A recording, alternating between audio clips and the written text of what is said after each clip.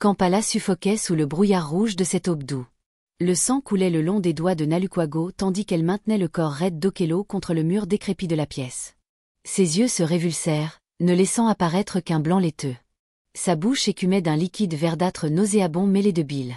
Ses jambes, ces mêmes jambes qui avaient porté tout l'Ouganda sur leurs épaules pendant les Jeux africains, étaient paralysées comme un tronc d'éléphant pétrifié. Des muscles explosèrent sous la peau, formant des masses dures qui ressemblaient à des pierres surgies de l'intérieur.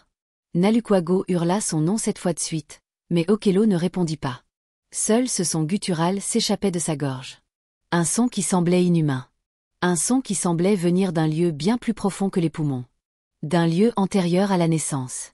D'une brèche ouverte au siècle dernier et jamais refermée. Les ambulanciers de l'hôpital Mulago arrivèrent 40 minutes plus tard, retardés par 3 pannes d'ambulance en route. Ils transportèrent Okello sur une civière de fortune fabriquée à partir d'une vieille porte. Une infirmière, le tablier taché de sang séché, regarda Nalukwago et secoua lentement la tête. Ce geste était lourd de sens. Il signifiait que la médecine moderne avait ses limites. Il signifiait que ce qui se passait dépassait les frontières de la science. Il signifiait « Fuyez tant que vous le pouvez ». Le couloir de l'hôpital empestait l'urine mêlée à un désinfectant bon marché et à une odeur de mort récente. Des néons clignotaient de façon erratique, projetant des ombres dansantes sur les murs fissurés. Un médecin kényan aux lunettes de travers examina Okello pendant 17 minutes. Il prescrivit un scanner. Il prescrivit une IRM. Il prescrivit des analyses de sang qui mirent 3 jours à arriver, l'appareil étant tombé en panne à 2 reprises. Les résultats ne révélèrent rien. Absolument rien qui puisse justifier la paralysie soudaine et complète de cet athlète de 27 ans, au sommet de sa forme physique. Son cerveau fonctionnait parfaitement. Son cœur battait régulièrement. Ses poumons se remplissaient et se vidaient au bon rythme. Mais son corps ne lui obéissait plus. Son corps était devenu une prison. Son corps s'était transformé en un cercueil vertical où Okello assistait à sa propre mort au ralenti. Nalukwago refusa de laisser son mari hospitalisé. Elle connaissait les histoires. Elle savait que des gens entraient dans cet hôpital et en ressortaient couverts de draps sales. Elle savait que des infirmières volaient des médicaments pour les revendre au marché noir. Elle savait que des patients mouraient seuls dans des couloirs froids, tandis que leurs familles attendaient dehors sans nouvelles. Alors, elle signa un ordre de sortie forcée. Elle loua un fauteuil roulant rouillé qui grinçait à chaque mouvement. Elle poussa Okello à travers les rues défoncées de Kamwokia. Des chiens errants aboyaient en suivant le cortège. Des enfants montraient du doigt. Les vendeurs de chapatis cessèrent leur travail pour assister au défilé de cette tragédie ambulante. L'appartement se trouvait au 5e étage d'un immeuble sans ascenseur. Nalukwago portait Okello sur son dos, montant les marches une à une. La sueur se mêlait à ses larmes. Les voisins entr'ouvrirent leurs portes, mais personne ne proposa son aide. Tout le monde était au courant. Des rumeurs circulaient déjà dans le quartier, telles des mouches sur une charogne. On disait que la famille d'Okello était frappée d'une malédiction ancestrale. On disait que sa grand-mère avait été prêtresse d'un culte oublié des montagnes du Rwenzori. On disait qu'elle avait conclu un pacte avec les esprits des eaux lorsqu'une sécheresse avait ravagé les récoltes en 1923. Elle avait troqué une prospérité éphémère contre la souffrance éternelle de ses descendants. Elle avait vendu l'avenir d'arrière-petits-enfants qui n'existaient même pas encore. Mais revenons au début. Revenons au moment où tout a commencé à s'effondrer. 3 mois avant l'effondrement, Okello était au sommet de sa forme. Il survolait littéralement la piste d'athlétisme du stade de Namboule. Ses jambes étaient si rapides que les caméras de télévision ne captaient qu'une silhouette dorée floue. 400 mètres en 43 secondes. Un record national. La promesse d'une médaille olympique. Les contrats publicitaires affluaient. Nike voulait le signer. Adidas proposait davantage. Red Bull a réalisé un documentaire. Des journalistes français sont venus de Paris pour l'interviewer. Des jeunes filles le poursuivaient pour obtenir des autographes. Des hommes plus âgés l'arrêtaient dans la rue pour lui serrer la main et lui dire qu'Okello incarnait la fierté ougandaise. Qu'il était la preuve qu'un petit pays pouvait engendrer des géants. Qu'on se souvienne de lui comme on se souviendrait d'Akibua. Nalukwago observait tout de loin. Avant, elle vendait des vêtements d'occasion au marché d'Owino, mais maintenant, elle pouvait payer son loyer à temps. Elle pouvait acheter de la viande 2 fois par semaine. Elle pouvait envoyer de l'argent à sa mère qui vivait dans un village près de Jinja. Sa vie s'était tellement améliorée que cela paraissait irréel. Comme un emprunt. Comme si on leur avait accordé une permission temporaire d'être heureuse, mais qu'on leur demanderait des intérêts plus tard. Puis vint ce maudit vendredi de mai. Okello revint de l'entraînement se plaignant d'une étrange douleur au mollet gauche. Ce n'était pas une simple douleur musculaire. Il la décrivait comme si des aiguilles brûlantes s'enfonçaient de l'intérieur, comme si quelque chose de vivant fouillait ses tissus à la recherche d'une issue. Nalukwago le massait avec de l'huile d'eucalyptus. La douleur s'intensifia. Sa jambe enflait. Sa peau devint violette, puis verte, puis noire. Une odeur putride commença à se dégager. Ils emmenèrent Okello chez la guérisseuse du quartier, une vieille femme nommée Nabiri qui soignait les entorses et les fractures avec des herbes et des prières murmurées. Elle toucha la jambe d'Okello et recula aussitôt. Ses yeux s'écarquillèrent, sa bouche trembla. Elle fit le signe de croix 3 fois de suite et leur dit de partir. Elle dit qu'elle ne pouvait rien faire. C'était quelque chose de trop grand, quelque chose qui venait de loin, quelque chose d'enfoui profondément, attendant le moment propice pour se manifester. Cette même nuit, Nalukwago fit pour la première fois un rêve. Elle vit une vieille femme vêtue d'écorce d'arbre et parée de colliers de dents. Son visage était entièrement couvert de cicatrices rituelles formant des motifs évoquant une carte fluviale. Elle tenait une calebasse remplie d'un liquide sombre qui bouillait de lui-même. Elle parlait une langue que Nalukwago n'avait jamais entendue, mais qu'elle comprenait pourtant parfaitement. La femme dit, « La dette est exigible. La promesse a été rompue. Le prix sera payé de chair et de sang. Cette génération devront verser leur sang pour laver le péché d'une seule. » Nalukwago se réveilla en hurlant. Okello dormait à côté d'elle, mais quelque chose clochait. Sa respiration était étrange.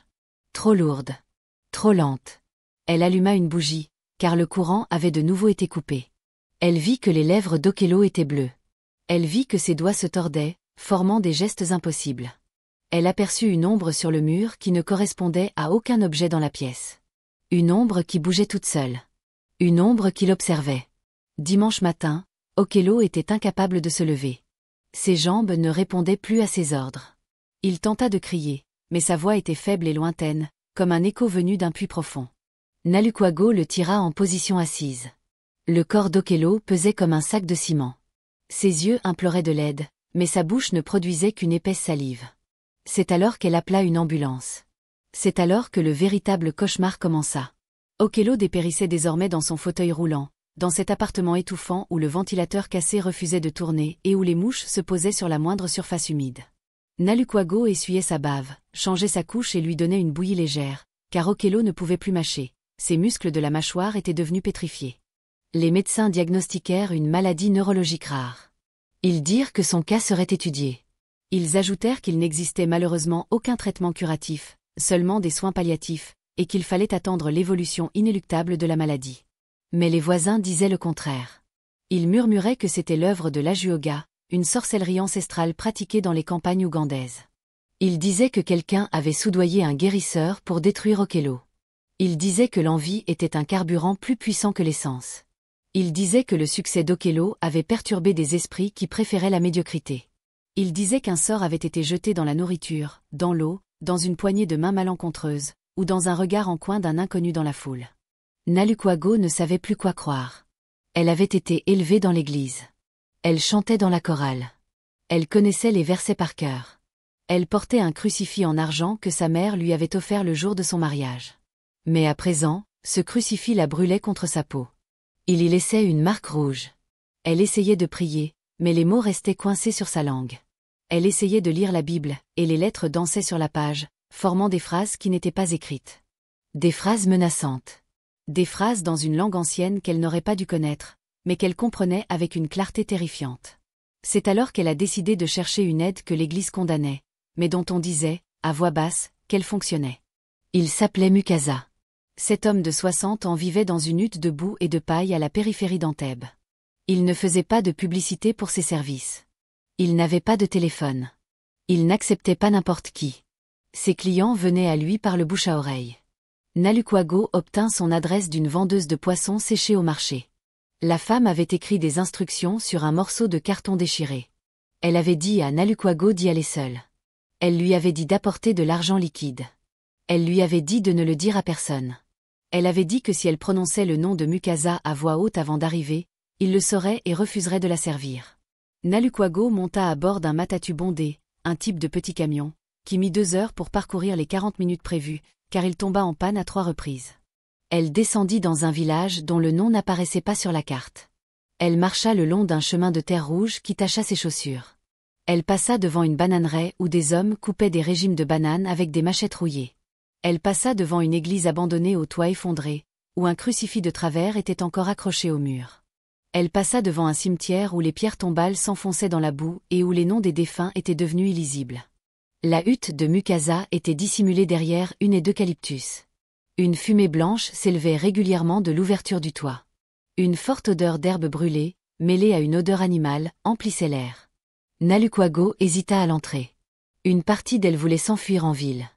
Une autre partie voulait faire comme si de rien n'était. Mais elle se souvint alors d'Okello, bavant sur sa chaise. Elle se souvint de son regard implorant la mort, car la vie était devenue un supplice. Alors elle entra. L'intérieur de la hutte était plongé dans l'obscurité, malgré le midi qui régnait dehors. D'épaisses bougies de cire d'abeille brûlaient en cercle sur le sol de terre battue. Des crânes d'animaux pendaient de cordes nouées aux poutres du plafond.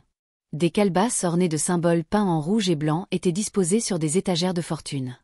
Au centre de la hutte, Mukasa était assis sur un tabouret bas. Il portait un pagne en peau de léopard et des colliers de griffes et de graines. Son corps était couvert de tatouages rituels qui semblaient s'animer à la lueur des bougies. Ses yeux étaient d'un blanc immaculé. Sans iris ni pupille. Juste un blanc laiteux traversé de veines rouges. Il prit la parole avant que Nalukwago n'ait pu dire un mot. Sa voix, rauque, se multiplia comme si 3 personnes parlaient à la fois.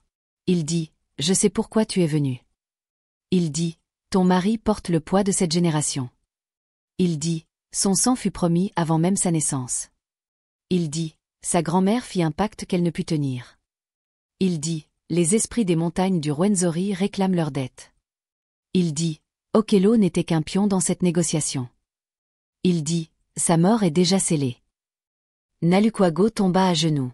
Il implora qu'on le soulage. Il offrit tout ce qu'il possédait. Il vendrait son appartement. Il vendrait ses vêtements. Il vendrait son propre corps s'il le fallait. Mukasa rit. Son rire résonna dans la hutte comme un lointain coup de tonnerre. Il dit que l'argent n'achète pas la clémence des esprits.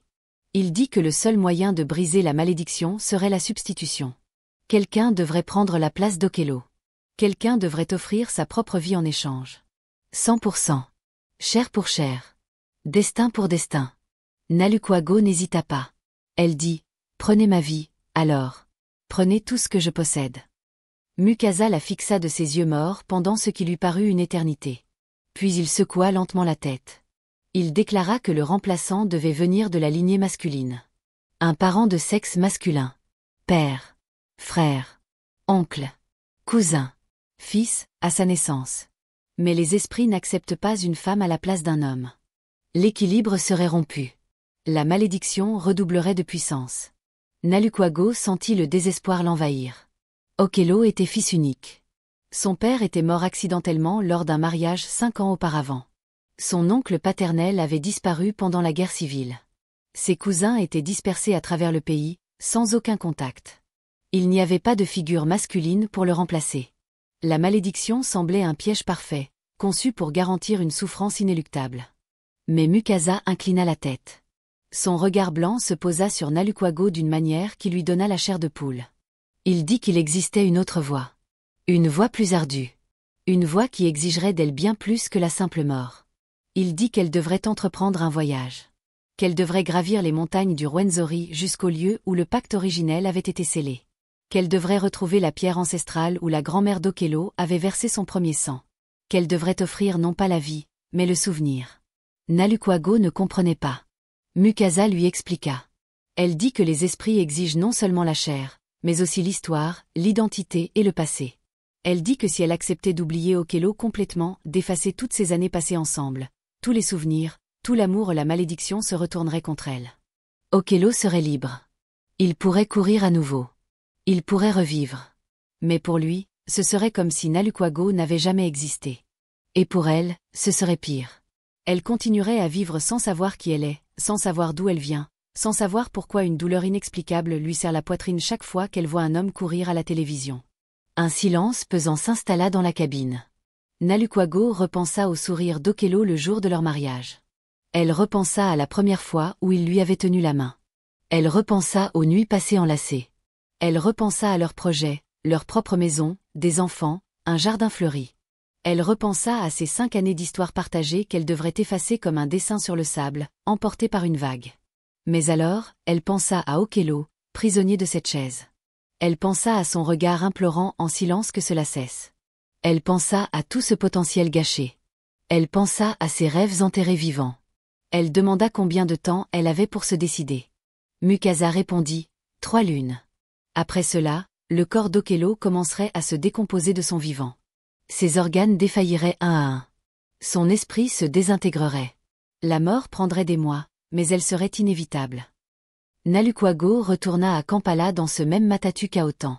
La tête lui tournait, submergée par l'impossibilité de ce choix. Arrivée à l'appartement, elle retrouva Okello exactement là où elle l'avait laissé. Son regard la suivit du regard. Elle y vit une supplication. Elle y vit de la gratitude pour ne pas l'avoir abandonnée. Elle y vit un amour qui avait survécu à la paralysie et à l'humiliation. Cette nuit-là, elle s'allongea sur le mince matelas près du fauteuil roulant où Okello dormait assis, car il ne pouvait plus le déplacer. Elle lui tenait la main froide. Elle lui murmurait des promesses dans l'obscurité. Elle disait qu'elle arrangerait tout. Elle disait qu'elle le sauverait. Elle disait que l'amour était plus fort que n'importe quelle malédiction. Mais pendant les 3 semaines qui suivirent, Nalukwago mena un combat intérieur qui la déchira. Elle chercha d'autres solutions. Elle visita 6 églises différentes. Elle s'entretint avec 3 pasteurs. Elle consulta un herboriste à Nakasero. Elle alla voir un cheikh musulman dans le vieux Kampala. Tous lui donnèrent la même réponse. Certains fardeaux ne peuvent être portés par la seule foi. Certains engagements étaient scellés à l'encre que l'Église ne pouvait effacer. La lune accrut. La lune a décroîtu. L'échéance approchait. La 20e nuit, Nalukwago s'éveilla d'un rêve où elle voyait Okello courir librement, ses jambes puissantes dévorant la piste, un large sourire aux lèvres, un trophée entre les mains, une foule scandant son nom. Mais lorsqu'elle tenta d'attirer son attention dans ce rêve, il la traversa du regard comme si elle était de verre transparent, comme si elle n'existait pas. Et Nalukwago se réveilla les yeux humides, une décision prise. Elle revint à Mukasa la 21e nuit. La pleine lune éclairait le chemin de terre rouge. Les eucalyptus se balançaient sous une brise chargée du parfum d'une pluie lointaine. Sa hutte luisait faiblement à la lueur vacillante des bougies. Il attendait, comme s'il savait qu'elle viendrait à cette heure précise. Nalukwago dit, « Je suis prête.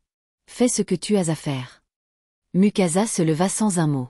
Elle saisit un bâton de bois orné de symboles anciens. Elle prit une calebasse remplie d'un liquide sombre à l'odeur de terre et de sang. Elle prit un couteau à la lame d'obsidienne noire. Il ordonna à Nalukwago de s'asseoir par terre. Elle obéit. Jambes croisées, mains sur les genoux, dos droit, respiration maîtrisée. Mukasa se mit à chanter. Sa voix se multiplia, emplissant tout l'espace. Des mots dans une langue plus ancienne que l'Ouganda. Un rythme qui faisait vibrer les os. Il fit cette fois le tour d'elle. Il versa un liquide de la calebasse, formant un cercle. Il illumina le cercle d'une flamme bleue qui ne produisait aucune chaleur. Puis il pressa l'extrémité du bâton contre le front de Nalukwago. Une douleur aiguë lui traversa le crâne. Elle sentit quelque chose d'arraché de l'intérieur. Les souvenirs défilèrent comme un film en accéléré. Son premier baiser avec Okello. Son premier rendez-vous. Sa première dispute. Sa première réconciliation. Son mariage. Ses nuits de rire. Ses matins à préparer le café. Ses après-midi au marché. Tout était aspiré par ce point de pression sur son front. Elle essayait de s'accrocher. De retenir les souvenirs qui s'échappaient. Mais c'était comme essayer de retenir de l'eau à main nue. Okello commença à disparaître. Son visage se brouilla. Son nom devint un son insignifiant. 5 années s'évaporèrent, laissant un vide immense. Mukasa prononça ses dernières paroles. Il frappa le sol de son bâton à 3 reprises. Une flamme bleue jaillit vers le ciel avant de s'éteindre complètement. La hutte fut plongée dans l'obscurité. Un silence pesant, lourd comme du plomb en fusion, s'abattit sur elle. Quand Nalukwago ouvrit les yeux, elle était allongée par terre. Elle ne savait pas où elle était. Elle ne savait pas comment elle était arrivée là. Un vieil homme aux yeux blancs la regardait. Il dit, « Tu peux partir maintenant. C'est terminé. » Elle demanda ce qui était terminé. Il ne répondit pas. Il se contenta de désigner la porte. Nalukwago sortit en titubant de la hutte. Elle ne reconnaissait pas le chemin, mais ses pieds semblaient le connaître. Elle atteignit une rue principale. Elle prit un matatu, un type de transport traditionnel portugais, sans savoir où elle allait. Le chauffeur consulta l'adresse dans son portefeuille et la conduisit à Kamwokia. Elle monta les escaliers d'un immeuble qui lui semblait familier, sans savoir pourquoi. Elle entra dans un appartement que sa clé ouvrit. À l'intérieur, il y avait un fauteuil roulant vide. Un homme dormait dans le lit. Un homme qu'elle ne reconnaissait pas. Un homme aux jambes musclées et au visage serein. Il se réveilla à son entrée. Il sourit. Il demanda « Où étiez-vous » ? J'étais inquiète. Nalukwago le regarda, perplexe. Il demanda « Qui êtes-vous ? Que fais-je ici ?» Okello cessa de sourire. La confusion se lisait sur son visage. Il dit « C'est une blague. » Il ajouta « Mon amour, c'est nous. » Il poursuivit « Tu es parti hier en disant que tu allais tout arranger. Tu es revenu différent. » Mais Nalukwago ne plaisantait pas. Elle ne savait vraiment pas qui était cet homme. Elle ne comprenait vraiment pas pourquoi elle se trouvait dans cet appartement. Elle ne se souvenait absolument de rien à son sujet. Okello se leva. Il s'approcha d'elle. Ses jambes étaient parfaitement agiles. Il lui prit les épaules. Il la regarda droit dans les yeux. Il prononça son nom. Il prononça le sien. Il dit qu'ils étaient mariés depuis 5 ans. Il dit qu'elle lui avait sauvé la vie. Nalukwago ressentit une étrange sensation dans sa poitrine. Ce n'était pas de la reconnaissance. C'était une douleur sans origine. Un vide inexplicable. Elle regarda ce bel homme avec des yeux désespérés et eut envie de pleurer sans savoir pourquoi. Okello comprit alors. Il comprit qu'elle avait vraiment oublié. Il comprit le prix payé. Il tomba à genoux, en larmes. Il lui prit les mains. Il la supplia de se souvenir. Il lui raconta des histoires. Il lui montra des photos. Il lui montra leur certificat de mariage. Mais rien ne fit ressurgir ses souvenirs. Sa mémoire avait été complètement effacée. Les jours suivants furent un véritable supplice pour Okello. Il se rétablit complètement.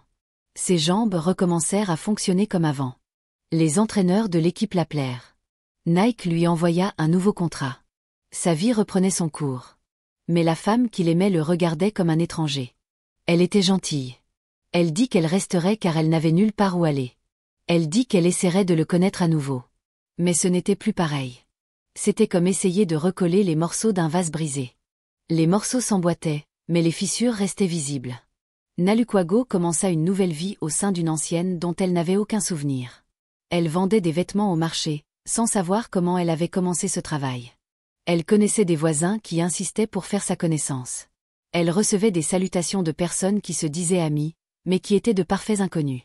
Chaque nuit, elle rêvait de bribes de souvenirs, des courses, des applaudissements, un homme souriant.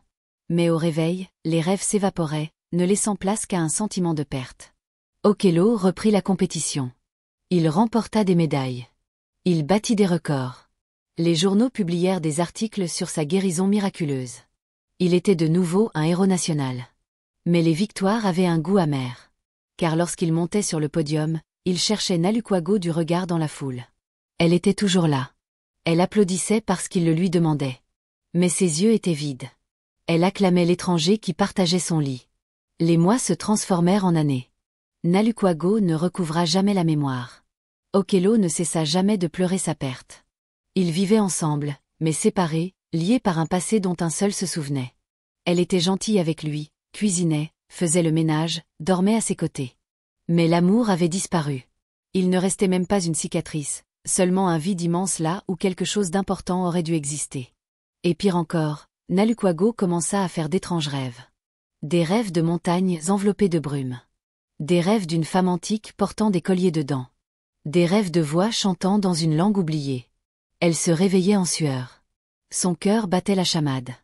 Elle se réveillait avec le sentiment d'avoir oublié quelque chose d'essentiel. Quelque chose qui la définissait. Elle commença à explorer son passé. Elle fouilla les tiroirs. Elle lut de vieux journaux intimes. Mais les entrées s'arrêtèrent brutalement 5 mois auparavant, comme si la personne qui écrivait était morte et qu'une autre avait pris possession de son corps. Elle chercha sa famille. Sa mère, à Jinja, pleura en voyant sa fille, qui ne reconnaissait pas son histoire. Sa mère lui raconta son enfance, ses fiançailles avec Okello, son magnifique mariage. Mais tout cela semblait être l'histoire d'une autre personne. Nalukwago prit alors conscience d'une terrible vérité. Elle n'avait pas seulement oublié Okello, elle avait oublié qui elle était. Sa personnalité avait été entièrement reconstruite. La nouvelle Nalukwago n'était plus que l'ombre d'elle-même. Plus silencieuse. Plus distante. Plus vide. Et Okello comprit. Il vit la femme qu'il aimait disparaître peu à peu, remplacée par une pâle copie. Il gagna des courses, mais perdit des guerres. Il avait retrouvé l'usage de ses jambes, mais son cœur restait brisé. 2 ans après le rituel, Okello était au sommet de sa carrière. Les Jeux Olympiques approchaient. Tout l'Ouganda misait sur lui. Les sponsors investissaient des millions. Son avenir s'annonçait radieux. Mais chaque soir, il rentrait à son appartement de Kamwokia où une femme au visage de Nalukwago préparait le dîner, lui souriait poliment et lui demandait comment s'était passée sa journée, comme une infirmière le ferait avec un patient. Il s'allongea près d'elle. Il écouta sa respiration. Il se souvenait de l'époque où cette respiration était la bande-son du bonheur. À présent, ce n'était plus que le bruit d'une étrangère endormie. Il ferma les yeux. Il pensa aux malédictions. Il pensa au prix payé. Il se demanda si la victoire valait un tel sacrifice.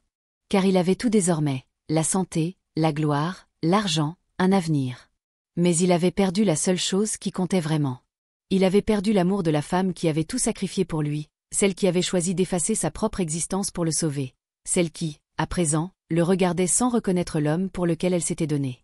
Dehors, Kampala grondait. Le ventilateur cassé refusait toujours de tourner. Les mouches continuaient de se poser sur la moindre surface humide. Mais Okello pleurait en silence, ses larmes ruisselant sur son oreiller, car il avait enfin compris la vérité que Mukasa ne lui avait pas entièrement expliquée. La malédiction n'était pas levée. Elle s'était transformée. Avant, il était prisonnier d'une chaise. Désormais, il était prisonnier d'une vie parfaite, mais dénuée de sens. Avant, il ne pouvait plus bouger ses jambes. Désormais, il ne pouvait plus toucher le cœur d'une femme endormie à quelques centimètres de lui, peut-être sur un autre continent. Car certaines prisons n'ont pas besoin de barreaux. Certaines prisons sont construites avec l'absence, avec des souvenirs volés, avec un amour éteint, avec un vide là où existait autrefois le lien. Et c'était une véritable malédiction. Non pas la paralysie physique, mais la paralysie émotionnelle. Non pas la mort du corps, mais la mort des relations. Non pas la fin d'une carrière, mais la fin du sens.